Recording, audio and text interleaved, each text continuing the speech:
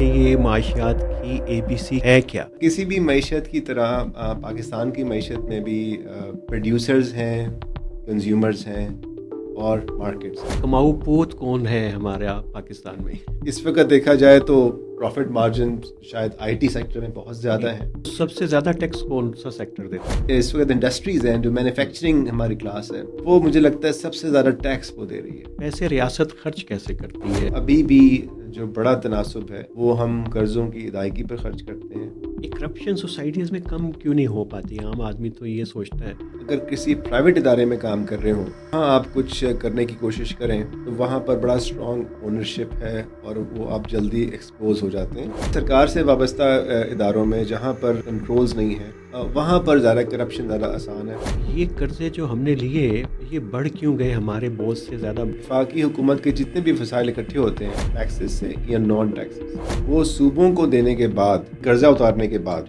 Already खसारे में चले जाते हैं और बाकी तमाम मामलात उसको कर्ज लेने पड़ते हैं। SIFC के जनरल साहब तो कह रहे हैं कि ये ठीक नहीं है, चीज़ें चेंज करनी पड़ेंगी और जो एक्सचेंज रेट है उसको रैशनलाइज करना पड़ेगा। उनसे ये पूछना चाहिए कि ये जो एक्सचेंज रेट को पीछे से कौन मैनेज कर रहा है। पूरा श्रीलंका ट्रांसफॉर्म हो गया और लेकिन हमारा टूरिज्म जो है अभी तक हम बस स्टक हैं कि जी हम उसको वो कैसे करेंगे। सो ये एग्जांपल है कि आपने इसको तो नहीं, इस तरह मामला आगे नहीं बढ़ सकते। ड्राइविंग सीट पे बिठाना पड़ेगा आपको, प्राइवेट सेक्टर को, एंटरप्रेन्योर को।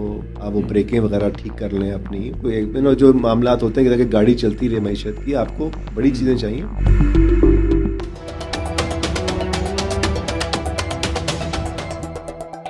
नैरेटिव से आमिराना में खुशामदीद। और सबसे अहम सवाल जो हमारी कौमी बहस में, हमारे आम रोज़मर्रा मामलात के अंदर, हमारे जहनों में तो होता है लेकिन अक्सर नज़रअंदाज हो जाता है, और वो है हमारी मईशत, हम कमाते कैसे हैं और ख़र्च कैसे करते हैं। और सारे मसाइल जो सियासत के, गवर्नेंस के, सारे इसी से जुड़े हुए हैं, पेट से जुड़ा हुआ मामला है। और आज हमने डॉक्टर अली सलमान साहब को बुलाया, प्राइम इंस्टीट्यूट के डायरेक्टर हैं और पाकिस्तान के मुमताज़ माहिर माशियात हैं, कि वो हमें बताएं तो सही कि ये माशियात की ABC की है क्या। क्योंकि आम आदमी के जहन में तो जैसे ही मईशत इतना भारी वर्ड है, ऐसे लगता है कि पत्थर है कि हमारे से ये उठाया नहीं जाएगा। तो हम कोशिश करते हैं कि इसको हल्का बना के आपके सामने लाने की कोशिश करें। डॉक्टर साहब बहुत शुक्रिया आपका, आप शुक्रिया आए। जी आमिर साहब। और आपकी तारीफ मैं उस तरीके से नहीं कर सका जितनी आप डिज़र्व करते नहीं नहीं, हैं। मैं अवॉइड करूंगा। आपने बड़ा अच्छा मुख्तसर इंट्रोडक्शन करवाया। तो ये बताइए कि पाकिस्तान की मईशत है क्या, इसमें कमाता कौन है और खर्च कौन करता है? आमिर साहब, किसी भी मईशत की तरह पाकिस्तान की मईशत में भी प्रोड्यूसर्स हैं, कंज्यूमर्स हैं और मार्केट्स हैं। तो अगर हम इकोनॉमी को बहुत सिंपल लेवल के ऊपर देखना चाहें तो इस तरह हम इसको डिफ़ाइन करते हैं। और ऑब्वियसली कुछ ऐसे इंस्टीट्यूशंस या जो रूल्स हैं जो आपस में कनेक्ट करते हैं। मैंने ठीक। प्रोड्यूसर्स की बात की है, कंज्यूमर्स की बात की है, और इनसे मिलकर जो मार्केट बनती है वो रूल्स और रेगुलेशंस की एब्सेंस में नहीं बन सकती। ठीक। दो इंडिविजुअल्स का अगर आपस में कोई लेन देन हो तो उसके लिए कोई बहुत फॉर्मल लॉज की ज़रूरत नहीं होती है, वो सिंपल सप्लाई एंड डिमांड पर चल सकता है। ठीक।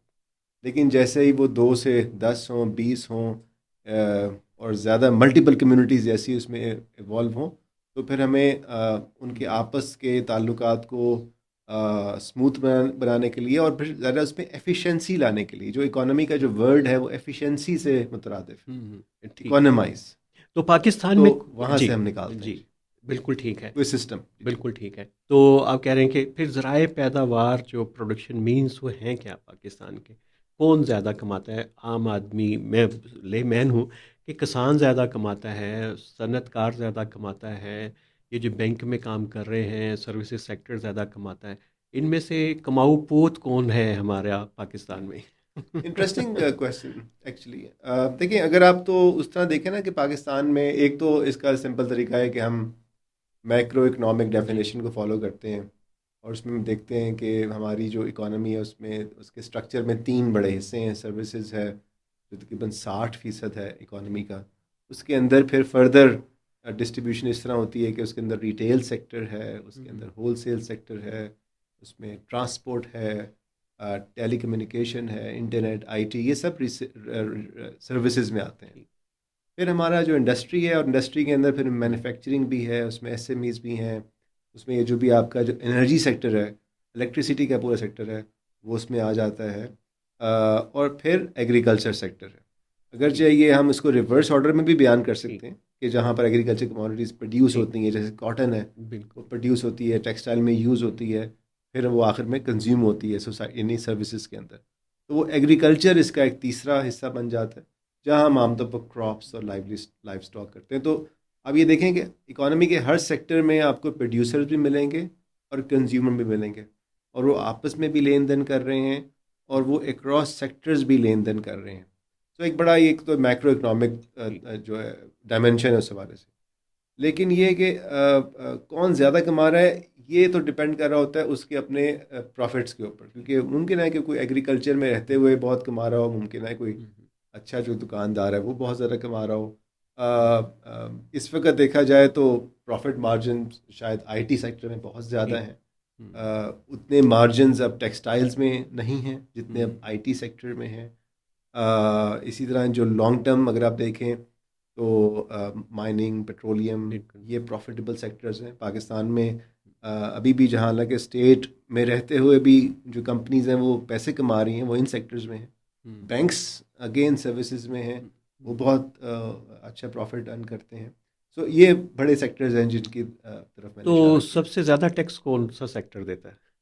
ये इंटरेस्टिंग बात है कि जो सबसे ज़्यादा, जैसे इस वक्त इंडस्ट्रीज़ हैं, जो हम्म, मैन्युफैक्चरिंग हमारी क्लास है, वो मुझे लगता है सबसे ज़्यादा टैक्स वो दे रही है। जो हम्म, फॉर्मल मैन्युफैक्चरर्स हैं, फैक्ट्रीज जो रन कर रहे हैं, स्पेशली जो एक्सपोर्ट्स भी कर रहे हैं, हम्म। वो अपनी इनकम का 60% हिस्सा टैक्सेस में पे कर रहे हैं। लेकिन पिछले दिनों एक रिपोर्ट थी कि शायद सर्विसेज सेक्टर अभी भी 60% जो है वो रेवेन्यू उसके वहाँ से नहीं नहीं, वो सर्विसेज कलेक्ट होता सेक्टर है। रेवेन्यू यानी कि वो जीडीपी का तो हिस्सा है, ठीक। लेकिन टैक्सेस में उसका हिस्सा ठीक। बहुत कम ओके, है। बिल्कुल ठीक। टैक्सेस में ज़्यादातर हिस्सा इंडस्ट्री और मैन्युफैक्चरिंग का है। अच्छा, ये वजाहत कीजिए क्योंकि हमारे जहन में तो ये है आम आदमी के, मैं आम खुद भी, कि हम टैक्स देते हैं क्योंकि हम सर्विसेज सेक्टर में हैं, आप हम टीचर हैं, बैंक में हैं कहीं, और हमारी तनख्वाहों से कट जाते हैं जी पैसे। और इंडस्ट्रियलिस्ट और एग्रीकल्चर वाले तो बिल्कुल टैक्स नहीं देते। तो आप कह रहे हैं कि बुनियादी तौर पे ये इंडस्ट्री से रिलेटेड लोग जो ज़्यादा टैक्स पे जी जी, करते हैं। इंडस्ट्री तो सबसे ज़्यादा टैक्स देती है ना जी। देखें, एक हम्म, इंडस्ट्री का बहुत आसान है। एक तो इंडस्ट्री को बिजली चाहिए, वो कनेक्शन है, वो विजिबल है। फिर कहीं फैक्ट्रीज़ होगी तो कहीं हम्म, फैक्ट्रीज़ को आप छुपा नहीं सकते हैं, वो आप रिकॉर्ड में आती हैं। और फिर ये इंडस्ट्री चूँकि प्रोसेसिंग के ऊपर होती है ना, तो वो एक वैल्यू चेन का हिस्सा है, तो हम्म, उसको वो तो लाजमी हिस्सा बनती है। एग्रीकल्चर में हम ये ज़रूर कह सकते हैं, एग्रीकल्चर में भी और सर्विसेज में स्पेशली दो सेक्टर्स ऐसे हैं जहाँ पर टैक्स की कलेक्शन कम है। जैसे एग्रीकल्चर में टैक्स की कलेक्शन 1% है आउट ऑफ ट्वेंटी ठीक। परसेंट उसका जो 1% है वो हम्म, शेयर दे रहा है। लेकिन जो सर्विसेज के अंदर आप यूँ समझ लीजिए कि अगर 60% उनका इकोनॉमी में हिस्सा है, तो maybe half is not paying tax, half is paying tax. Hmm, तो जो टैक्स दे रहा है, जैसे टेलीकॉम है, वो सर्विसेज में है, हम्म, वो अब 40% तक उनका टैक्स तो कंजम्पशन के ऊपर निकल जाता है इनडायरेक्टली, और फिर उसके ऊपर इनकम टैक्स भी आता है जब वो प्रॉफिट ठीक। एंड लॉस रिपोर्ट करते हैं। हम्म। सो ये वो जो सेक्टर्स हैं जो स्पेशली हमारे डॉक्यूमेंटेड और बड़े फॉर्मल सेक्टर्स हैं, ये बहुत ज़्यादा ओवरली टैक्सड है इस तो वक्त। और अभी हाँ। ऑब्वियसली, सॉरी, आखिरी बात ये कि जी। सैलरी में जो लोग गवर्नमेंट में काम कर रहे हैं और लोग जो कॉर्पोरेट सेक्टर में काम कर रहे हैं, जो फॉर्मल सेक्टर है, ऑब्वियसली वो भी टैक्स देते हैं रेगुलरली। तो आप उस कन्वेंशनल हमारी जो अंडरस्टैंडिंग है उसको आप चैलेंज कर रहे हैं कि हम टैक्स ज़्यादा देते हैं, आप कह रहे हैं कि नहीं, ये ये आमिर साहब एक थोड़ी सी परसेप्शन। मिथ बन गई है। हम्म, अगर मैं नंबर्स की बात करूं, तो जो इनकम टैक्स सैलरीड से इकट्ठा होता हम्म, है, हम्म, वो तकरीबन 500 से 600 अरब रुपए के करीब है। ठीक। हम्म, ठीक है, सिंपल नंबर है, रिपोर्टेड नंबर है। हम्म, और जो टोटल इनकम टैक्स पाकिस्तान में इकट्ठा हो रहा है, हम्म, वो यानी टोटल रेवेन्यू का तकरीबन 50% अब है, ठीक। Which is close to 6 trillion rupees, 6000। 60। तो तकरीबन 10% है। 10% है। चले, ये बड़ी आम बात है, इसके ऊपर हम बाद में इसके ऊपर बात करेंगे। एक तो वो सेक्टर है जो टैक्स देते हैं, लेकिन एक वो सेक्टर्स हैं जो टैक्स शायद कम देते हो लेकिन लोगों की लाइवलीहुड उनसे ज़्यादा मुंसलिक है। वो वाले कौन से सेक्टर हैं पाकिस्तान में? जी, उसमें एक जो बड़ा आई थिंक हमारा पिछले दिनों बल्कि गैलप की भी एक बड़ी अच्छी रिपोर्ट आई थी। उसमें एक तो ऑब्वियसली लाइवलीहुड का ताल्लुक हमारी क्रॉप्स के हुँ, साथ है, हमारी हुँ, फूड के साथ है। और वो प्रोड्यूस कर रहे हैं, और वो उस तरह डायरेक्टली उसमें से अक्सरियत टैक्स नहीं दे रही, लेकिन उसकी एक वजह ये भी है कि उसमें से अक्सरियत टैक्स देने का यानी उस पे अप्लाई भी नहीं होता। उनकी ठीक, जो एनुअल इनकम है वो इतनी नहीं होती है। हुँ, हमारा फार्मर छोटा फार्मर है, एटी टू बिल्कुल, 90% छोटा फार्मर है। तो उनकी एनुअल नेट हुँ, प्रॉफिट इतना होता ही नहीं है कि उनके ऊपर टैक्स लागू करें। Maybe 10% of the farmers are liable for taxes. इससे ओके। ज़्यादा लगता नहीं है कि मुझे वो लेकिन देंगे। एग्रीकल्चर तो वैसे भी टैक्स फ्री है, सेक्टर है नहीं, हमारा। अब तो नहीं है ना जी। अब तो वो हुँ, लीगली सूबे बाउंड हैं कि वो टैक्स इकट्ठा करें। फिर वो हुँ, हमारा एनएफसी, फिर वो एक और भी हुँ, हुआ, हुँ, आईएमएफ के साथ भी एग्री किया, तो वो ऐसा कोई एग्जाम्पशन नहीं है उनके ऊपर। लेकिन हुँ, इकट्ठा कुछ नहीं हो रहा क्योंकि हुँ, 90% उसमें इतनी सख्ती नहीं है की वजह एग्रीकल्चर से। के अंदर फार्मर्स में कि वो दें। इसी तरह हमारे अभी जो रिसेंट गवर्नमेंट ने सर्वे किया था उसमें कहा था कि 7 मिलियन के करीब हमारी कमर्शियल इस्टेब्लिशमेंट है पूरे हुँ, मुल्क में, 70 लाख के करीब। ठीक, उसमें उसमें दो दो में से 2.5 मिलियन, तकरीबन 25 लाख हुँ, बड़े हमारे स्मॉल शॉप्स हैं, ठीक, करियाना स्टोर्स हैं। बिल्कुल, तो ये भी उस तरह डायरेक्टली टैक्स का हिस्सा नहीं है। हुँ। लेकिन ऑब्वियसली वो एक जॉब्स भी क्रिएट करते हैं और हमारे लिए सर्विसेज प्रोवाइड करते हैं। तो चलें ये तो हमने देखा लेकिन ये पैसे रियासत खर्च कैसे करती है? ये बड़ा इम्पोर्टेंट है और कहाँ प्रायोरिटी एरियाज़ क्या हैं? और जहाँ पे टैक्स कलेक्शन भी हो रही है तो ये बड़ा जो हमारे नज़रों इसकी में हमें लगता है कि शायद कहीं पे कुछ मिसमैनेज हो रहा है चीज़ें। नहीं, बहुत सारी चीज़ें मिसमैनेज हो रही हैं। हुँ, लेकिन जो अभी अगर आप खर्चों की बात करें तो हुँ, उसमें अभी भी जो बड़ा तनासुब है वो हम कर्ज़ों की अदायगी पर ख़र्च करते हैं। हुँ, अगरचे उसमें पिछले एक साल में कमी वाक़या हुई है, लेकिन हमारा 50 से 60% हमारे जो बजट रेवेन्यू है उसका हिस्सा हुँ, वो हम ठीक, खर्च कर देते हैं। उसके बाद अगर आप देखें तो उसके बाद कुछ डिफेंस रिलेटेड हुँ, एक्सपेंडिचर्स हैं, हुँ, उनके हुँ, ऊपर खर्चा होता है। ठीक, फिर सूबों के पास जाता है। हुँ, फिर कहीं सर्विसेज जैसे आती ना, जो गवर्नमेंट सर्विसेज कुछ जी, दे रही है लोगों को, एजुकेशन है, हेल्थ है, जो प्रोविंशियल गवर्नमेंट देती है, डिफेंस सर्विसेज हैं। हुँ, हुँ, हुँ, इसके अलावा आपके पास जो फेडरल गवर्नमेंट रन करती है, फेडरल गवर्नमेंट पूरे बजट का 5 से 6% खर्च करती है अपने ऊपर। हुँ, सो फेडरल गवर्नमेंट को चलाने, जिसको सिविल गवर्नमेंट कहते हैं हुँ, बजट हुँ, के उसके ठीक अंदर, है। उस उसको चलाने के लिए पाँच चलें, से छः फीसद चलें। है तो आपने कहा कि सबसे ज़्यादा पैसे जो हैं वो हम कर्ज़ों की अदायगी में जाते हैं। लेकिन हमारे यहाँ 2 परसेप्शन है, ये कॉमन परसेप्शंस के हम्म। ऊपर मैं बात कर रहा हूँ। एक ये कि हमारे डिफेंस एक्सपेंडिचर हैं और दूसरा कि ये करप्शन की नज़र हो जाते हैं। तो ये क्या है पूरा फिनोमेनन खर्च के? देखें, डिफेंस भी एक मिथ बन गया।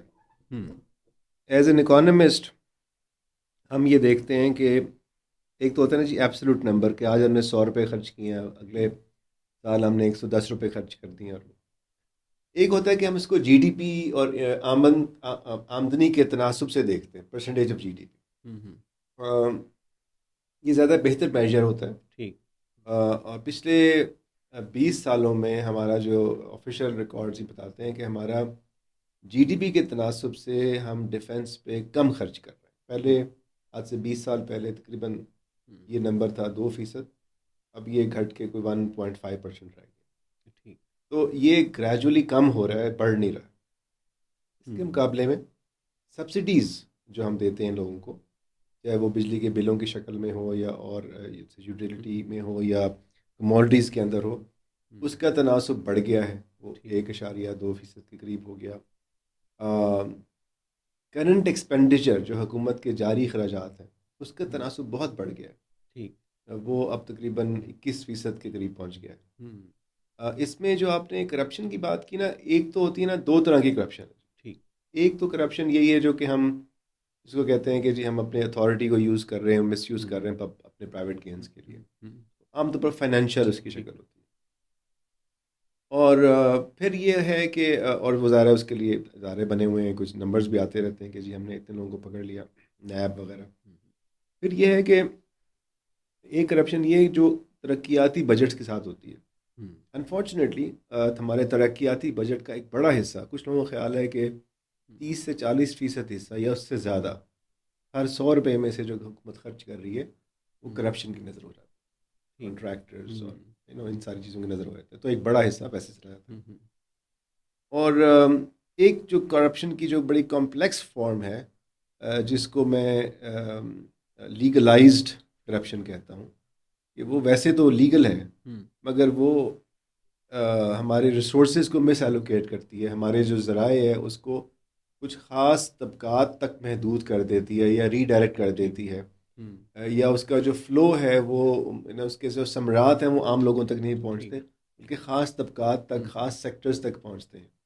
तो वो होता तो एक लीगल प्रोसेस से है, मगर हम्म, ज़ाहिर है उसमें बेनिफिट कुछ हाँ, ख़ास वो तबकात हम तक आएंगे पहुंचता उस क्वेश्चन की तरफ है। बाद जी में। जी ठीक, ये तो जो अभी हम उस पर रहते हैं, अभी करप्शन के ऊपर। हम ये करप्शन के ऊपर, जी लेकिन ये करप्शन की लीकेज और ये इतने इंटरनेशनल इदारे भी हैं, पाकिस्तान में भी हैं जो मॉनिटर भी करते हैं, वॉच डॉग्स हैं। ये करप्शन सोसाइटीज़ में कम क्यों नहीं हो पाती? आम आदमी तो ये सोचता है। और ये भी कि यहाँ पे एंटी करप्शन के महकमे भी हैं, नैब भी है, एफआईए भी है, इतने करप्शन को रोकने के नए इदारे इदारे, हैं। जी जी जी जी। जी, तो ये क्या इनकी पॉलिटिकल इकोनॉमी क्या है करप्शन रोकने वालों की? देखिए, एक तो ज़ाहिर है कि करप्शन, एक चीज़ ये है कि क्यों होती है, हुँ, और दूसरा एक और बात सोचनी है कि कहाँ ज़्यादा होती है। हुँ, अब आप अगर किसी प्राइवेट इदारे में काम कर रहे हो और आप अपने कोई सेठ की नौकरी में हो और वहाँ आप कुछ करने की कोशिश करें, तो वहाँ पर बड़ा स्ट्रॉन्ग ओनरशिप है और वो आप जल्दी एक्सपोज हो जाते हैं और नौकरी से निकाले जाते हैं। मतलब अगर मैं ऐसे काम करूँगा हुँ, तो मुझे रोकना मुश्किल होगा, यानी मुझे कंटिन्यू करना मुश्किल होगा, और अखबार में इश्तहार लग जाएगा कि फ़लाँ शख्स का इस इदारे से ताल्लुक़ नहीं है हुँ, क्योंकि इसने बिल्कुल। कुछ गड़बड़ कर दी है। सरकार में या सरकार से वाबस्ता इदारों में जहाँ पर इस तरह की स्ट्रॉन्ग ओनरशिप नहीं है, कंट्रोल्स नहीं है, वहाँ पर ज़्यादा करप्शन ज़्यादा आसान है। फिर हुँ, ये है कि अगर आप उसको बड़े माइक्रो लेवल के ऊपर ले जाएं, जैसे ट्रैफिक ले लें, ट्रैफिक ले लें या पुलिस के मामलात ले लें जो ज़्यादा बदनाम महकमे हैं, वहाँ पर अथॉरिटी बहुत ज़्यादा है हुँ, और उनकी जो फाइनेंशियल कंपनसेशन है वो बहुत कम है।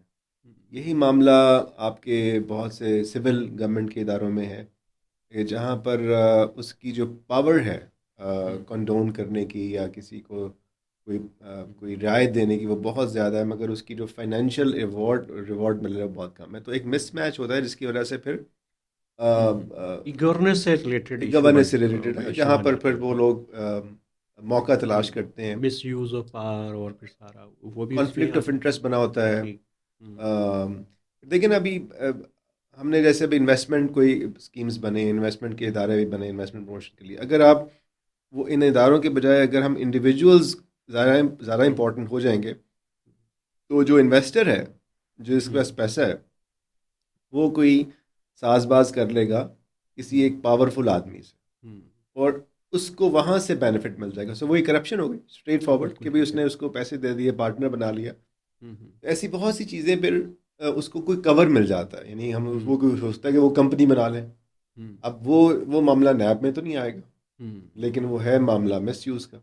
बिल्कुल ठीक। तो ये हम जो ज़्यादा पैसे कर्ज़ उतारने में खर्च करते हैं, ये कोई यूनिक केस है पाकिस्तान जैसे मुल्कों के साथ, या ये कॉमन एक प्रैक्टिस है? और दूसरा ये कि ये कर्ज़े जो हमने लिए, ये बढ़ क्यों गए, हमारे बोझ से ज़्यादा बढ़ क्यों गए, और ये आए जो कर्ज़े वो खर्च कहाँ हुए? हाँ, ये बड़ा अहम सवाल है जी। देखिए, एक तो ये कि ऐसा बिल्कुल नहीं है, मतलब कर्ज तो हर मुल्क लेता है। हुँ, Pakistan is not a unique case.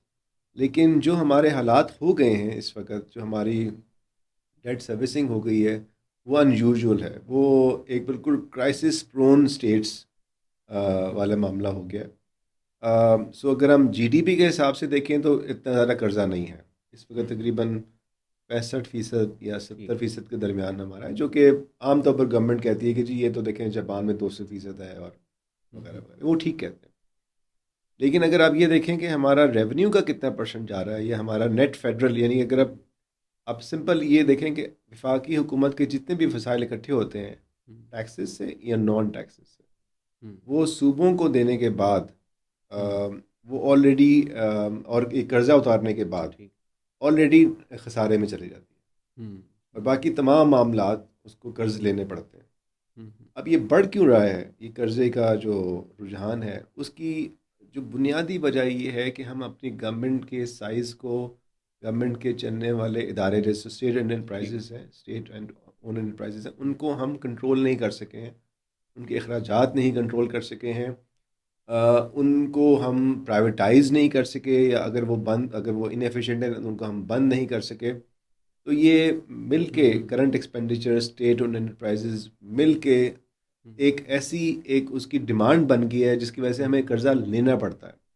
उसका जो दूसरा जो एस्पेक्ट है वो ये कि टैक्स रेवेन्यू नहीं इतना इकट्ठा हो रहा है। एक एंगल एक्सपेंडिचर का है और दूसरा एंगल रेवेन्यू का है। कि अगर आप पिछले 20 सालों में देखें तो हमारा जो रेशियो है टैक्स रेवेन्यू टू जीडीपी, वो तकरीबन 10 से 11% के करीब रहा है, इसमें कोई चेंज नहीं आई है। तो चैलेंजेस क्या हैं, ये क्यों नहीं बढ़ पाता रेवेन्यू बेस? ये तो अ, हमने भी कोई ग्रेजुएशन में इकोनॉमिक्स पढ़ी उस वक्त से हम मसला सुनते आ रहे हैं अभी तक वही चल रहा है। क्योंकि हमने ना अभी तक बुनियादी चीज़ों का इदराक नहीं किया। वो सबसे जो बुनियादी चीज़ है वो ये है कि हमारा जो टैक्स पॉलिसी है वो एक बड़ी एक्सट्रैक्टिव है, और टैक्स पॉलिसी का जो स्ट्रक्चर है उसमें फैसिलिटेशन नहीं है।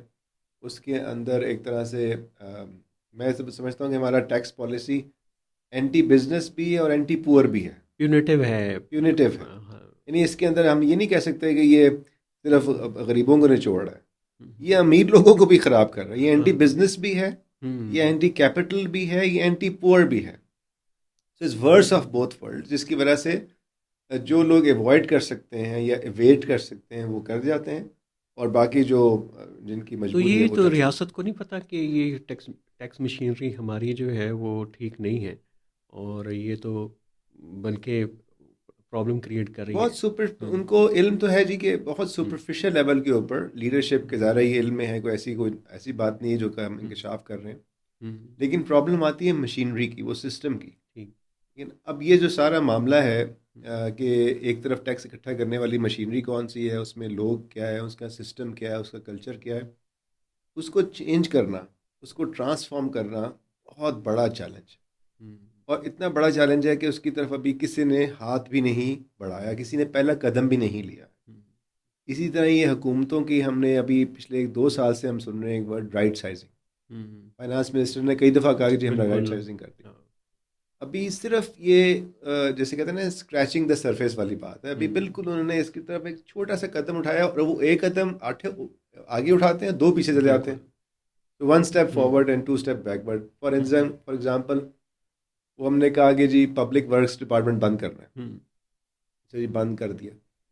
उसके बाद पता चला कि नई अथॉरिटी बन गई। फिर हमने कहा कि जी पीआईए बंद करनी है, बंद तो नहीं करनी लेकिन हमने उसको प्राइवेटाइज करना है। अब एक दफ़ा फेल हुए, फिर हमने दोबारा की, हमने होपफुली हो जाए। लेकिन वाइल दिस अभी हुआ नहीं है, यानी पीआईए जिसने इतना ज़्यादा हमें नुकसान पहुंचाया, ये जो टैक्स पेयर्स के पैसे या कर्जों से लिए गए, अभी अभी वो भी नहीं हुई। तो पंजाब हुकूमत ने कहा कि हम एयर पंजाब शुरू करते हैं। एयर पंजाब ये कहाँ से आ गया? ये बिल्कुल एक तरह से कॉन्ट्राडिक्टरी है। बिल्कुल। इसका मतलब क्या है? इसका मतलब है कि जो हमारी रियासती लीडरशिप है या इस्टेब्लिशमेंट है, वो इसका इदराक नहीं रख रही कि हम ऐसी हुकूमत चलाने की कोशिश कर रहे हैं जो सस्टेन नहीं कर सकती है हमारे रिसोर्सेज के मुताबिक। तो इसका मतलब है कि कहीं पे वो जो पॉलिसी मेकिंग के अंदर और थिंकिंग प्रोसेस के अंदर भी कहीं पे प्लॉट्स हैं कि वो चीज़ें आगे नहीं आती, एक सिंपलिस्टिक व्यूज़ के ऊपर जो हुकूमतें फैसले कर लेती हैं। जी, बहुत सिंपलिस्टिक, बहुत शॉर्ट टर्म, और जिसके अंदर कोई ट्रांसफॉर्मेटिव एलिमेंट नहीं है। आपको ना पूरे सिस्टम को रीडिज़ाइन करने की ये भी अप्रोच नहीं है। कॉस्मेटिक से चेंजेस करते हैं। जैसे हमने कहा कि जी चले हम आईटी का इस्तेमाल बेहतर कर लेते हैं, हम सॉफ्टवेयर बेहतर इस्तेमाल कर लेते हैं, वो भी नहीं चलते। वो टैक्स जब रिटर्न की फाइनल डेडलाइन आती है तो सॉफ्टवेयर बैठ जाते हैं, क्योंकि पता ही चलता है कि वो जाली सॉफ्टवेयर इस्तेमाल कर रहे थे हम। बिल्कुल। तो ठीक। ये मामला भी अपनी जगह पर हम्म है। तो हम्म कहीं कहीं हमें नज़र आता है, जैसे अभी हुकूमत ने कहा कि जी हम ये बड़े लोग इंसान जो है ना, वो FBI ने कहा है, जो इंसान है वो बहुत करप्ट है, हम्म, हम मशीन्स ले आते हैं। हाँ ना। तो बिल्कुल वो, ये तो काफी अरसे से प्लान चल रहा है। कराची में अब उन्होंने हम्म इम्प्लीमेंट कर दिया। अब अच्छा। वो कराची में कस्टम्स में, जहाँ पर हमारी ज़्यादातर इंपोर्ट्स क्लियर हम्म होती हैं, वो फेसलेस सिस्टम है। हम्म फेसलेस। चल सकता है पाकिस्तान में, वो अब उन्होंने इंटीग्रेटेड चला बॉर्डर है। दिया है, अब अच्छा। देखते हैं इसका क्या होगा। लेकिन हम्म अभी प्रॉब्लम उसमें और उन्होंने ये भी कहा कि इसमें यानी ये नहीं पता होगा जिसने इम्पोर्ट हम्म किया है हम्म कि इसको अप्रेज कौन करेगा, कौन हम्म ऑफिसर है। यानी कि करप्शन कहाँ हम्म होती है, देखिए ना, हम्म कस्टम पे कोई चीज़ आई है हम्म तो इम्पोर्टर वो मामला कर लेगा, जिसने हम्म, अप्रेजमेंट इंस्पेक्टर होगा या असिस्टेंट कलेक्टर होगा, उससे मामला हो जाता है, तय हो जाता है, अंडर बिल्कुल। Under the table. Hmm. Theoretically जब उसको ये नहीं पता होगा कि मेरी कंसाइनमेंट किसको मार्क हुई है, तो हम्म, करप्शन कैसे होगी? हाँ, करप्शन शुड बिकम जीरो। लेकिन चीजें फिर भी ऐसे अब क्रैक हो हो नहीं रहा। जाती हैं, है ना, हो जाती हैं, क्रैक तो हो हमें पता है जाती। सिस्टम को ऐसे कैसे ही वो चमन के डिसीव ऊपर करना है। जैसे हुआ, इंटीग्रेटेड बॉर्डर सिस्टम इंट्रोड्यूस किया, वो काम ही नहीं कर रहा, क्योंकि वो जो लोगों ने उसको अब चलाना है जी, वो तो वो विलिंग हमें पता नहीं है है। कि उसको हम्म कौन चला रहा है, उसको हमने हम्म। बल्कि ज़्यादा रिस्क आ जाते हैं, क्योंकि डाटा भी शेयर हम्म हो रहा होता है, और वो मामला तब हम्म। जगह पर है। तो ये तो तो हर गवर्नमेंट आती है, और ख़ास फौजी हों या सिविलियन हों, कहते हैं हम इकोनॉमिक रिफॉर्म्स लाएंगे, इनकलाब लेके आएंगे, ये करेंगे, तो वो क्या अभी तक हुआ पाकिस्तान में? पिछले 2-3 सालों में अगर आप देखें ना, तो इकोनॉमिक रिफॉर्म्स का जो वर्ड है, हम्म एटलीस्ट जो वर्ड है, वो बहुत ज़्यादा इस्तेमाल हो रहा है। हम्म अम, और इसमें मैं ये तो नहीं कहूँगा कि कोई काम नहीं हुआ। मैंने हम्म जैसे टैरिफ, ये तो हमारे जो टैरिफ पॉलिसी है, तजारती पॉलिसी है, उसमें हुकूमत ने अच्छी डायरेक्शन ली है, रिफॉर्म्स की ठीक। तरफ गए हैं। जो पुरानी हमारी जो इंडस्ट्रीज़ थी, जिसको हमने बहुत ज़्यादा प्रोटेक्ट भी किए रखा, टैक्स भी किया रखा, हम्म प्रोटेक्ट भी किया रखा, हम्म उनको हमने अब कहा है कि जी आप हम्म कंपटीशन फेस करें। हम्म अगर आप कंपटीशन नहीं फेस कर सकते तो आप नहीं चल सकते। हम्म हमारी जो पॉलिसी रेट है इस वक्त, इंटरेस्ट रेट है, मॉनेटरी पॉलिसी है, हम्म। मैं समझता हूँ कि ये ठीक डायरेक्शन में और बेहतर तरीके से परफॉर्म कर लेकिन रहा है। SIFC के जनरल साहब तो कह रहे हैं कि ये ठीक नहीं है, हमें जो है चीज़ें चेंज करनी पड़ेंगी, और जो एक्सचेंज रेट है उसको रैशनलाइज करना पड़ेगा, और चीज़ें उस तरीके से जैसे हमने प्लान की थी वैसे नहीं हो रही। वो जो, अब मैं ये कह सकता हूँ या नहीं कह सकता हूँ, लेकिन शायद मैं कह दूँ, वो ये है कि उनसे ये पूछना चाहिए कि ये जो एक्सचेंज रेट को पीछे से कौन मैनेज कर रहा वो तो है। आपके दोस्त डार साहब तो बड़े माहिर हैं इसमें अभी तो, लेकिन वो वो तो अब बैकग्राउंड में चले गए हैं जी। अब मामला डार साहब से बाहर चला गया जी, डार साहब के हम्म बियॉन्ड चला गया। हम्म अब तो अभी आप जाएं ना जी, अभी ब्लू एरिया में जाएं, हम्म। तो आपको फ़र्ज़ करें $200 $100 नहीं चाहिए। देते, वो कहते हैं देते नहीं, वीज़ा दिखाएं। वो भी तो दिखाएं। क्यों, हाँ। अच्छा, वो सब कुछ भी अगर आपके पास हो, तो हम्म पहले ना हम थोड़ा निगोशिएट कर लेते थे कि जी हम्म 10 पैसे ऊपर 10 पैसे नीचे वगैरह। अब वो कहते हैं निगोशिएशन भी नहीं होनी, हम्म क्योंकि हमारे पास रेट लिस्ट आ गई है। तो हम्म मेरे लिए नई, ये नई चीज़ थी कि रेट लिस्ट तो नहीं होती थी, क्योंकि हम हम्म प्रोग्राम में IMF के, तो आप ऐसे कोई चीज़ फिक्स नहीं कर सकते, मार्केट होना चाहिए। बिल्कुल। वो कहते हैं जी, मैंने कहा इसमें कहाँ हुकूमत की स्टैंप लगी हुई है। उसने कहा हम्म। जी ये हुकूमत से नहीं आ रही, कहीं और से आ रही है। अच्छा, क्योंकि अभी कुछ लोग बैठे हुए होते हैं मनी कुछ लोग चेंजर बैठे होते हैं मनी चेंजर के पे। आसपास, और मैंने उसकी तस्वीर लेने की कोशिश की, उसने मुझे रोक दिया। कहते जी आप इसकी तस्वीर भी नहीं ले सकते। तो मैंने कहा ठीक है भाई, नहीं लेते। हम्म। लेकिन ये नहीं। कि कहीं ना कहीं से मैनेजमेंट हो रही है ना, तो वो जिनकी वो हम्म बात कर रहे थे, यू नो, हम्म। आपको ये चीज़ें कंट्रोल नहीं कर सकते ठीक आप, है। और हम्म। लॉन्ग टर्म नहीं कर सकते, मे बी साल अच्छा, 2 साल बाद। बुनियादी ज़रूरत कहाँ पे है पाकिस्तान में मीशत को ठीक करने की? खान साहब थे, इमरान खान साहब, वो कहते हैं करप्शन ख़त्म हो जाएगी, चीज़ें ठीक हो हम्म, जाएंगी। कुछ लोग आते हैं कि नहीं, आप वो जो है वो गवर्नेंस को बेहतर कर लें। कोई कहता है जी कि हमें जो डेवलपमेंट की तरफ जाना चाहिए, इंडस्ट्रियलाइजेशन होनी चाहिए। जरदारी साहब का एक पूरा एग्रीकल्चर के हक में, एग्रीकल्चर बेस्ड इंडस्ट्री का पूरा एक आर्गूमेंट लंबा चौड़ा वो देते हैं। तो है क्या पाकिस्तान के मसाइल का ये हल? आमिर साहब, हमने सारी चीज़ें, हमें ना ऑन अ सीरियस नोट, मैं इसको इस तरह देखता हम्म हूँ कि ये हम सब एक्सपेरिमेंट्स कर चुके हैं।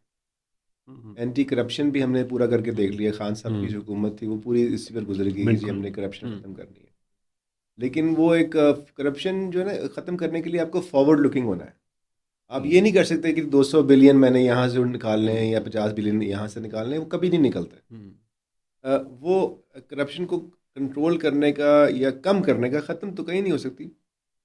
वो आपको फॉरवर्ड लुकिंग अरेंजमेंट करनी पड़ती है कि जहाँ हम्म। पर आप बेहतर रूल्स रेगुलेशंस लेके आए। तो वो तो हो गया फेल। यानी करप्शन को कोई हम्म। मैं नहीं समझता कि अगर हम करप्शन बेस्ड कोई डिस्कोर्स हम्म। करें तो वो हम कहीं ठीक। जाएंगे। फिर ये जो अभी जो पिछले 10 सालों में हमने देखा है ना, वो है इंफ्रास्ट्रक्चर, ठीक। जो PMLN जिसके लिए बहुत हम्म। वो मशहूर है। और अभी रिसेंटली CPEC को देखा। हम्म। और ये एक सोची समझी एक यानी नज़रिया है, ये एक इंटेंशन है हम्म। कि इंडस्ट्री हमें इकोनॉमिक ग्रोथ के लिए इंफ्रास्ट्रक्चर में इन्वेस्ट करें। ठीक। उससे इंफ्रास्ट्रक्चर बेहतर होगा, उससे इंडस्ट्रीज़ को बेहतर एनर्जी हम्म। मिलेगी, बेहतर रोड्स मिलेंगे, तो वो प्रोडक्टिविटी उनकी बढ़ेगी। हम्म। ये नज़रिया हम फुल्ली तरीके से आजमा चुके हैं, कंप्लीटली आजमाया है, कंप्लीटली फेल हो गया है। हम्म। ये जो इंफ्रास्ट्रक्चर लेड डेवलपमेंट का जो ठीक। आइडिया था, हम्म। वो फेल हो गया। हम्म। और इसको एक्नॉलेज करने की ज़रूरत है, वो फेल क्योंकि मोटरवेज के अराउंड तो हाउसिंग सोसाइटीज बन गई हैं, इंडस्ट्री तो लगी कोई नहीं, लगी। एग्रीकल्चर वहाँ पे तबाह हो गई जहाँ जहाँ पे मोटरवेज बने। बिल्कुल ऐसे ही है। तो अब जहाँ हम्म। पर इंडस्ट्री लगी हुई है, GT रोड के आसपास लगी हुई है, हम्म। हैदराबाद में है, अब उनको तो कुछ वहाँ बेहतर पे करना वहाँ है। से मोटरवे नहीं है। कराची में जाएं। हम्म। कराची के अंदर जो साइट एसोसिएशन जी है, जो बिल्कुल। 1947 में बनी थी, जो हम्म। साइट इंडस्ट्री, हम्म। उनकी सड़कों का हाल देखें। पानी नहीं है, हम्म। गैस नहीं है, बिजली नहीं है। भाई जो हज़ारों इंडस्ट्रीज़ हैं, जो लाखों इंडस्ट्रीज़ हैं आप बना चुके हैं, हम्म। यार उन तक आप ठीक कर देना। तो और उनको आप ह्यूमन स्किल्स दें, उनको आप प्रोडक्टिविटी को और बढ़ाने के 100 तरीके हैं, वो करें। आप लग के जी सड़कों की तरफ ठीक होना चाहिए, वो देखें ना, हमने कर ली सड़क हमारी। अब जो ये मोटरवेज हैं ग्लोबल स्टैंडर्ड्स की हम्म। चलें, काफ़ी हद तक बन गई हैं। ठीक। लेकिन ये हमारी इकोनॉमिक ग्रोथ में और कंट्रीब्यूट नहीं स्पेशली कर रही। सस्टेनेबल ग्रोथ के लिए तो हम्म। बिल्कुल काम नहीं आ रही हैं। और कुछ हम्म। लोगों के ख्याल में ये नेगेटिव उसकी कंट्रीब्यूशन है। जैसे हम्म। एनर्जी के अंदर हमने इन्वेस्टमेंट की, हम्म। तो हमारे पास सरप्लस इलेक्ट्रिसिटी, लेकिन अब हम उसको, वो एक लाइबिलिटी हमारे लिए बन गई है। हम्म। उसका मतलब है कि वो ये जो सोच है, ये सिर्फ यानी आप मैं बात ये मैं करने की कोशिश कर रहा हूँ कि हम कहते हैं ना कि जी इम्प्लीमेंट नहीं होता। हम्म। मेरा पॉइंट ये कि हमने सारी चीज़ें इम्प्लीमेंट, जो हम कहते हैं, जो हमारी पॉलिटिकल आइडियोलॉजी होती है इकोनॉमिक डेवलपमेंट की, वो हम कर देते हैं, वो हम कर दिखाते हैं, लेकिन हम्म। उसके नतज भी हैं। हम्म। तो हमने, तो इसलिए हमें एक डिफरेंट सोच की ज़रूरत है। वो नई सोच हो क्या, डिफरेंट सोच, आपने आर्टिकल भी लिखा अभी, उसके ऊपर हम बाद जी में बात करेंगे। आईएमएफ की जो जी रिपोर्ट है, तो उसमें आपने कहा कि वो हमारी जो इकोनॉमी जो है वो स्टैट्स बेस्ड इकोनॉमी है, ये है क्या? ये- और इसके मुतबादिल जो मॉडल है इकोनॉमी के वो क्या हैं, और पाकिस्तान को कौन सा बेहतर सूट करता है वो? बेसिकली मेरा आर्ग्यूमेंट उसमें ये था कि हम एक स्टेटिस्ट इकोनॉमी हाँ, प्रमोट स्ट्रेटेजिक कर रहे हैं। इकोनॉमी। और वो स्टेटिस्ट इकोनॉमी ये नहीं है कि कोई सिर्फ गवर्नमेंट के ऊपर मुश्तमिल हम्म। है, ये कोई सोशलिस्ट इकोनॉमी नहीं है। We are hmm. Not a hmm. Socialist country, hmm. Although might have a socialist mindset hmm. In some hmm. Cases, hmm. But we are not a socialist economy, we are a hmm. Statist economy. Statist economy क्या होती है? इसमें state और state से जो allied इदारे हैं, हम्म। वो कलीदी रोल अदा करते हैं पॉलिसी ठीक। मेकिंग के अंदर। यानी ये स्टैट से नहीं है। ये स्टेट से नहीं है, ये स्टेट से है। स्टेट से। अगरचे जो है ना वो बाजवा स्टेट वो हम्म। स्टैट्स को बहुत मिसयूज करती है। तो वो एक अपनी जगह ठीक। प्रॉब्लम है। हम्म। इसके ऊपर भी बात होनी चाहिए कि जो स्टेट हम्म। के स्टैट्स हैं वो ठीक है या नहीं हम्म। है। लेकिन जो स्टेटिस्ट इकोनॉमी है, वो फिर ये प्रिविलेजेस डिस्ट्रीब्यूट करती है, ठीक। बड़े कारोबारी इदारों को फ़ायदा पहुंचाती है, हम्म। उनसे टैक्स भी ज़्यादा लेती है और उनको हम्म। प्रोटेक्शन भी ज़्यादा देती है। हम्म। तो एक लिमिटेड सर्कल, एक महदूद सर्कल ऑफ इकोनॉमी जन्म लेता है, हम्म। जिसमें एंट्री बहुत मुश्किल होती है, हम्म। और जिसमें एग्ज़िट भी मुश्किल होता है, लेकिन एंट्री बहुत ही मुश्किल होती है। हम्म। तो जिन्होंने कम्पीट करना है उनके ठीक। लिए हम बड़ी बड़ी दीवारें खड़े कर देते हैं मुख्तलिफ शक्ल में, हम्म। कभी टैरिफ की शक्ल में, कभी टैक्सेस की शक्ल में, जिसकी वजह से इकोनॉमी फिर ग्रो नहीं कर पाती। जो जो नई बात है उसमें यही है कि उस स्टेटिस्ट मॉडल के बजाय हमें मार्केट बेस्ड मॉडल की तरफ जाना चाहिए, हम्म। जिसमें कंपटीशन हो, जिसमें आप ये टॉलरेंस पैदा करें अपने अंदर कि ये जो बड़ी फर्म्स हैं उसमें से कुछ फेल होकर बंद भी हो सकती हैं। हम्म। ठीक। ज़रूरी नहीं है कि ये जो आज से 100 साल पहले अमेरिका में अगर 100 टॉप फर्म्स थी तो अब उसमें से दो चार ही रही होंगी, बाकी सब चेंज हो गई हैं। तो हम्म। अगर हम अपनी टॉप फर्म्स को देखें, ग्रुप्स को देखें, तो मोर लेस स्टैटिक हैं, वो वही हैं, वही ग्रुप चल ठीक। रहे हैं। तो इकोनॉमिक ग्रोथ के लिए ये ज़रूरी है कि हम क्रिएटिव डिस्ट्रक्शन होती है उसके अंदर इकोनॉमिक ट्रांसफॉर्मेशन को, वो भी हम एक्नॉलेज करते हैं उस चीज़ को, और नए सेक्टर्स उसको प्रमोट करें, एंटरप्रेन्योरशिप को ज़्यादा प्रमोट करें, तो कौन से प्रोडक्टिविटी बढ़ाएं। सेक्टर्स में ज़्यादा पोटेंशियल है आपको लगता है जिसमें? आमिर साहब, ये मुझे लगता है कि सेक्टर स्पेसिफिक से ज़्यादा ना, मुझे लगता है हम्म। कि हमें, वैसे तो देखा जाए तो हम आजकल बात कर रहे हैं जैसे आईटी सेक्टर है, उसके अंदर लोग काफ़ी जा रहे हैं, लेकिन मेरा व्यू ये है कि जिन सेक्टर्स में हम ऑलरेडी स्पेशलाइज कर रहे हैं, जैसे टेक्सटाइल है, एग्रीकल्चर में हमारे पास काफ़ी रिसोर्सेज मौजूद हैं, हमें उसमें रहते हुए हमें उसमें रहते हुए आगे बढ़ना है, उसमें वैल्यू ऐड करना है। हम्म। हम कोई नए सेक्टर्स को ओपन ज़रूर करें, लेकिन सेक्टर सिलेक्शन के बजाय हम ये सोचें कि हम उन सेक्टर्स की प्रोडक्टिविटी कैसे बढ़ाएं। हम्म। उनमें से अगर आपको आज फॉर एग्ज़ाम्पल मैं आपको देता हूँ, एग्रीकल्चर की बात कर लेते हैं। मैंगोज़, ठीक है, हम कभी अभी हम कभी एक्सपोर्ट भी कर देते हैं। अब मैंगो की प्रोसेसिंग भी हो सकती है, हम्म। वो जूसेस भी बन रहे हैं, और बिल्कुल। उसको फिर आप एक ड्राइड फॉर्म में कन्वर्ट कर सकते हैं। हम्म। तो आप रॉ मैंगो को एक्सपोर्ट करें, फिर आप पल्प को एक्सपोर्ट करें, फिर आप जूस को एक्सपोर्ट करें, फिर आप मैंगो को डिहाइड्रेट करके चंक्स को एक्सपोर्ट करें। ये 4 लेवल्स हैं। तो जहां आपको रॉ में $1 मिलेगा, अचार भूल गए आप। और अचार अचार की मार्केट थोड़ी लिमिटेड होगी।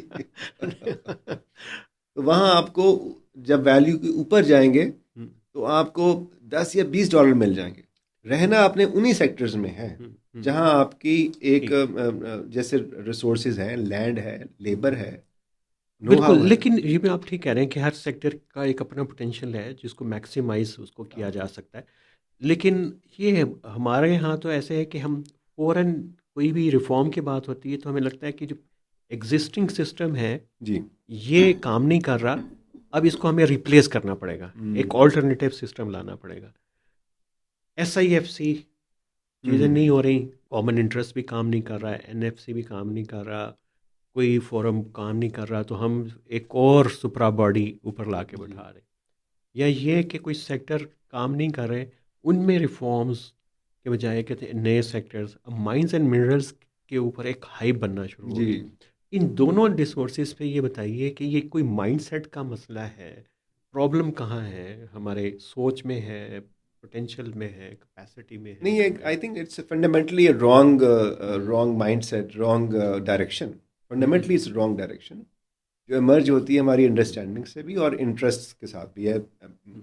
जो पावरफुल सेक्टर्स हैं, ये पावरफुल एलीट्स हैं, वो अपने इंटरेस्ट के हिसाब से भी चीज़ों को ड्राइव कर रहे होते हैं। जैसे आपने SIFC की बात की, अब उसमें अंदर बहुत क्लियर है कि अब तकरीबन 3 साल होने को आए हैं। हम्म। ये फोरम बनाया गया था, और इसका पहला मकसद था ये कि हम FDI लेके आएंगे, स्पेशली गल्फ बिल्कुल। से। हम्म। उसमें ये फेल हो गए। फिर इसका दूसरा मकसद ये था कि हम फैसिलिटेशन करेंगे बिजनेस एनवायरनमेंट को बेहतर बनाने के लिए, रूल्स एंड हम्म। रेगुलेशंस। उसमें इनका कोई विजिबल रोल नहीं है। मैं ये तो नहीं कहूँगा कि ये फेल हो गए हैं, लेकिन विजिबल रोल नहीं है। और जो समझ में आया है वो ये है कि जो बाज़ हाई लेवल इन्वेस्टर्स हैं, हम्म। वो इनके पास ज़रूर जाते हैं और इनके इनके ज़रिए अपने मसले हल करवा लेते हैं, हाँ, लेकिन जो एक पहुंच जाए। बिल्कुल बस वो यही है। ये इसके ऊपर आएंगे हम। ये बड़ा इम्पोर्टेंट है कि ये जो डायरेक्ट लोग हम्म। फील्ड मार्शल के साथ थ्रू हो जाते हैं, हम्म। लेकिन जो जीबी से लेके और चोलिस्तान तक, सिंध में भी हमने देखा, वहाँ पे जो ग्रीन टूरिज़्म, ग्रीन एग्रीकल्चर, वो लोग ये समझ रहे हैं, मुझे नहीं पता, मेरी इकोनॉमिक्स बड़ी कमज़ोर है, मुझे लगता है कि रियासत ने बजाय बिजनेसेस को रेगुलेट करने के, सपोर्ट करने के, अपने बिजनेस से शुरू कर दिए हैं। उससे तो एग्जिस्टिंग जो जी। बिजनेस है वो ख़त्म होना शुरू हो ये गए। स्टेटिस्ट इकोनॉमी की एक एक्सटेंशन है। अच्छा, ठीक है। ये देखिए ना, मैं जो स्टेटिस्ट इकोनॉमी हम्म। की हमने कहा कि टूरिज्म हम्म। हमारे पास है, बड़ा अच्छा पोटेंशियल है, चलें टूरिज्म हम्म। की बात कर लेते हैं। हम्म। और हमने पिछले कई सालों में, कई डेकेड्स में एक PTTC बनाया, बिल्कुल। फिर हमने सूबों के में भी बनाया। और जो आइडियली गोइंग बैक तो ये होना चाहिए था ना कि आप उसमें रेगुलेशन करें और उसमें प्राइवेट सेक्टर की इन्वेस्टमेंट लेके आए। चले आपने वो नहीं किया, और आपने जो भी टॉप स्पॉट्स थे, जो मोस्ट यानी ज़्यादा सबसे ज़्यादा खूबसूरत स्पॉट्स थे, वो हुकूमत ने ले लिए बिल्कुल। और वहाँ पर अपने अपने पीटीटीसी रेस्ट हाउस वगैरह वगैरह खड़े कर दिया। और उनके हालात आपको पता है कि आपने भी देखे, मैंने भी देखे, बहुत खस्ता हालात। अब ये कि उसकी प्राइवेटाइजेशन की बात बात शुरू हुई, लेकिन वो आखिर में पता चला कि जी वो तो इस्टेब्लिशमेंट के पास चला गया है। अब वो ग्रीन टूरिज्म बन गया है, तो ये रॉन्ग डायरेक्शन है। अब टूरिज्म तो कोई ऐसी स्ट्रेटेजिक चीज़ नहीं थी। चले हमने कहा कि कुछ सेक्टर्स ऐसे थे जो स्ट्रेटेजिक हो सकते हैं, हम नहीं कहते, लेकिन टूरिज्म में क्या है, टूरिज्म शुड बी ओपन। और इसके अंदर अब आपने जो साइट्स ही दे दी हैं एक और उसको इदारों को, ठीक है वो उनके पास एक मैनेजमेंट में पोटेंशियल बेहतर होगा, मैं मान सकता हूँ, लेकिन देन इट किल्स कंपटीशन। और एक और बात कि आपने वो भी कर लिया, लेकिन अगर आपने टूरिज्म का जो बेसिक इंफ्रास्ट्रक्चर होता है अगर आपने वो नहीं रिफॉर्म किया तो फिर भी प्रॉब्लम है। उसके कुछ लाइसेंसेस का इश्यूज होते हैं, फिर आपने वीज़ा को आप कितना ओपन रखते हैं, आपने जो फैसिलिटीज़ देनी है टूरिस्ट्स को वो आप किस तरह मेजर कर रहे हैं। इस तरह की बेशुमार चीज़ें हैं जो कि इवन लो इनकम कंट्रीज जैसे नेपाल है, आप भी कहीं कहीं दफा नेपाल, वो बड़ा एक लो इनकम एक कंट्री, लेकिन उन्होंने एक टूरिज्म उधर पे टूरिज्म बन रहा है और वहाँ पर एक दुनिया जाती है और एक थ्राइव कर रहे हैं, और वो कोई बहुत फैंसी अभी नहीं तो है। 5 स्टार होटल्स हम उस दौर में जाते थे जब एक था जी ये टी, फिर 2 हो गए, अब 13 5 स्टार होटल सिर्फ काठमांडू में है, पोखरा में तो उसके अलावा हो गए, लुम्बिनी में भी बन गए। तो ये पूरा श्रीलंका ट्रांसफॉर्म हो गया। और लेकिन हमारा टूरिज्म जो है अभी तक हम बस स्टक हैं कि जी हम उसको वो कैसे करेंगे। सो ये एग्जांपल है कि आपने इसको तो नहीं, इस तरह मामला आगे नहीं बढ़ सकते। तो फिर कैसे आगे बढ़ाए मामला, वो मैंने कहा करें ना क्या? जी क्या करे देखिए रियासत? मैंने ये कहा ना कि रियासत को इसमें से इस थॉट से, रियासत से मुराद है कि चाहे उसमें सिविल है मिलिट्री, सब रियासत का हिस्सा, इस थॉट से निकलना पड़ेगा कि वो बिजनेस को की ड्राइविंग सीट पे बैठ कर वो आगे निकाल सकते हैं, हमारी मईशत की गाड़ी को नहीं निकाल सकते हैं। ड्राइविंग सीट पे बिठाना पड़ेगा आपको, प्राइवेट सेक्टर को, एंटरप्रेन्योर को, बिजनेसेस को बड़ा बिठाना पड़ेगा। हाँ आप ये देख लें कि आप सड़क ठीक कर दें, आप वो ब्रेकें वगैरह ठीक कर लें अपनी, कोई जो मामलात होते हैं कि ताकि गाड़ी चलती रहे मईशत की, आपको बड़ी चीज़ें चाहिए। आप अब रेड लाइट के जब ग्रीन लाइट का सिस्टम ठीक कर लें कि अगर कोई बिजनेस वायलेट कर रहा है उसको रेड लाइट में ले आएँ, जो ठीक कर रहा है उसको आप कहें यार तुम फास्ट लेन में जाओ। ये रियासत के काम है।